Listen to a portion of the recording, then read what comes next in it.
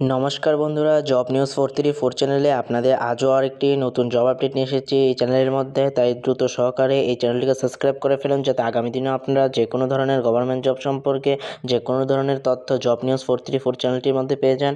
আমি বলে দিই যে আমি ওয়েস্ট বেঙ্গলের যে কোনো ধরনের গভর্নমেন্ট জব আপডেট দিয়ে থাকি এই চ্যানেলের মধ্যে। চলুন আজ দেরি না করে বলবো কি আপডেট এসেছে, সেই আপডেট সম্পর্কে বিস্তারিত তথ্য বলবো।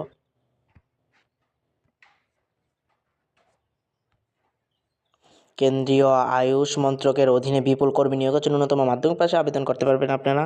আর কী কী বলেছে তা দেখে নেব বিস্তারিত। যে সমস্ত চাকরিপ্রার্থী স্বাস্থ্য দপ্তরের সরকারি চাকরি খুঁজছেন তাদের জন্য দুর্দান্ত কেন্দ্রীয় আয়ুষ মন্ত্রকের অধীনে বিপুল কর্মী নিয়োগ করার জন্য central council for research in ইউনিয়নের মেডিসিন এর তরফে বিজ্ঞপ্তি প্রকাশ হয়েছে। গ্রুপ এ থেকে শুরু করে গ্রুপ সি পর্যন্ত ক্যাটাগরিতে বিভিন্ন পদে যোগ্য প্রার্থীদের নিয়োগ করা হবে। সর্বনিম্ন মাধ্যমিক পাস যোগ্যতা থেকে এই পদগুলি আবেদন করা যাবে। নিয়োগের পর মাসিক মোটা বেতন সহ সুযোগ সুবিধা প্রদান করা হবে। শূন্যপদ, শিক্ষাগত যোগ্যতা, বয়সসীমা এবং বেতন, আবেদন ফি সম্পর্কে বিস্তারিত তথ্য নিচে বলবো আমরা।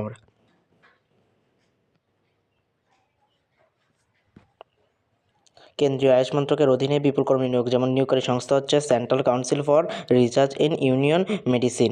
পদের নাম হচ্ছে research officer, staff nurse, accountant officer, clerk, stenographer, multitasking staff সহ একাধিক পদের পোস্ট রয়েছে। মোট শূন্যপদ হচ্ছে কতগুলি? মোট শূন্যপদ রয়েছে তা মোট শূন্যপদ রয়েছে 179টি। যোগ্যতার কথা বলেছে কি ন্যূনতম মাধ্যমিক পাস হতে হবে। আপনাদের আবেদন করার জন্য আবেদন পদ্ধতি হচ্ছে অনলাইন, সম্পূর্ণ অনলাইনে আপনাদের আবেদন করতে হবে।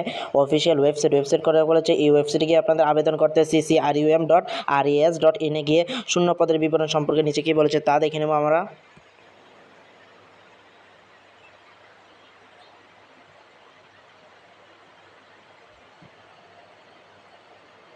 শূন্যপদের বিবরণে বিজ্ঞপ্তি অনুযায়ী মোট শূন্যপদগুলিকে তিনটি group A, group B, group D ভাগ করেছে। চলো দেখে নিই কী কী পদ। গ্রুপ এ রয়েছে যে পোস্টগুলি, সেটি হচ্ছে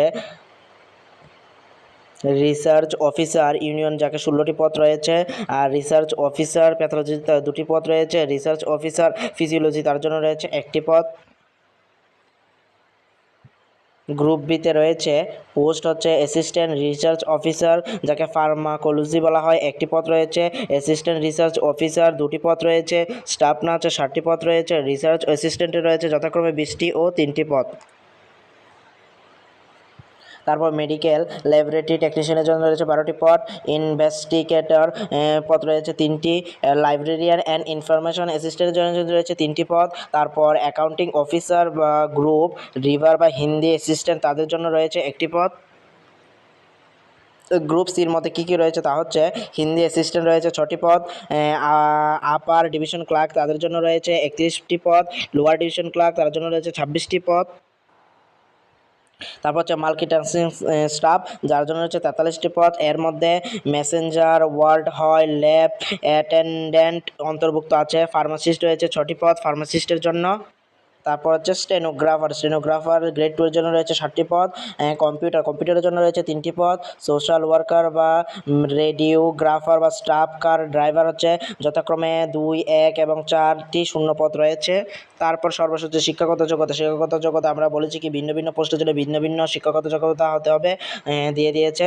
রিসার্চ অফিসারের জন্য সংশ্লিষ্ট পোস্ট গ্রাজুয়েট হতে হবে। স্টাফ নার্সের জন্য স্বীকৃতি প্রতিষ্ঠান থেকে বিএসসি অনার্স করতে হবে। তারপর আপার ডিভিশন ক্লার্কের জন্য যে কোনো স্বীকৃত বিশ্ববিদ্যালয় থেকে স্নাতক পাস করতে হবে এবং তার সাথে কম্পিউটার বেসিক জ্ঞান থাকতে হবে।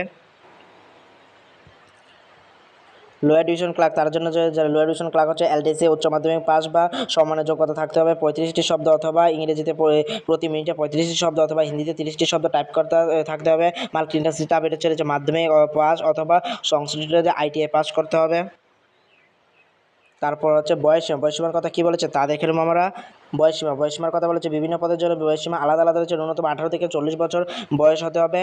নিয়ম অনুযায়ী এসসি, এসটি, ওবিসি, পিডাব্লিউডি, প্রাক্তন সেনাদের জন্য সর্বোচ্চ বয়সসীমা ছাড় দেওয়া হবে। তারপর হচ্ছে সর্বশেষ হচ্ছে বেতনের কথা কি বলেছে, 7 কেন্দ্রীয় বেতন কবে 7 পে দেওয়া হবে আপনাদের বেতন।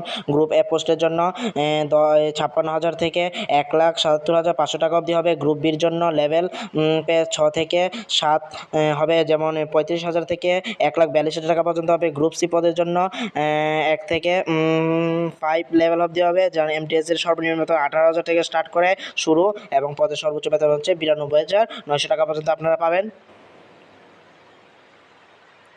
কীভাবে আবেদন করবেন এখানে সম্পূর্ণ তথ্য এখানে বলে দিয়েছে। প্রথমে গিয়ে আপনাদের এই অফিসিয়াল ওয়েবসাইট করতে হবে, ভ্যাকেন্সি সম্পর্কে ক্লিক করতে হবে, আপনার নাম, ইমেল আইডি, মোবাইল নাম্বার ইত্যাদি ইত্যাদি লগ ইন করতে হবে, ইত্যাদি ডকুমেন্ট দিতে হবে, তারপর আর ইত্যাদির মাধ্যমে ফি জমা দিতে হবে ইত্যাদির কথাই বলেছে এখানে। আপনারা দেখে নিতে পারেন, আপনারা যে কোনো গিয়ে অফিসিয়াল ওয়েবসাইটে গিয়ে আপনারা ক্লিক করলে আপনাদের অপশানে এসে পড়বে, সেই অপশানে গিয়ে আপনারা ক্লিক করলে আপনারা পেয়ে যাবেন, সম্পূর্ণ তথ্য এখানে দিয়ে দেবে।